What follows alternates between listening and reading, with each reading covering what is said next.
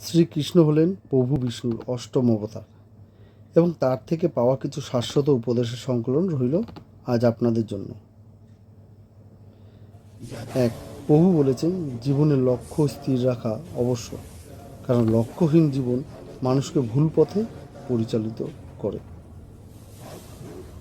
2, লোভ, ক্রোধ, হিংসা পরম শত্রু, যার উপর নিয়ন্ত্রণ না থাকলে মানুষের মৃত্যু অনিবার্য। 3, ইন্দ্র থেকে প্রাপ্ত আনন্দ প্রথমে অমৃতের মতো মনে হলেও শেষ পর্যন্ত এটি বিষের ন্যায় ক্ষতিকারক হয়ে ওঠে, যা কেবল মানুষের জীবনকে পাপে পরিপূর্ণ করে। 4, প্রভু আরও বলেছেন কামনা ও বাসনাই হলো প্রভূত দুঃখের প্রধান কারণ। আজ এই পর্যন্ত। আমার চ্যানেলটি ভালো লাগলে লাইক আর সাবস্ক্রাইব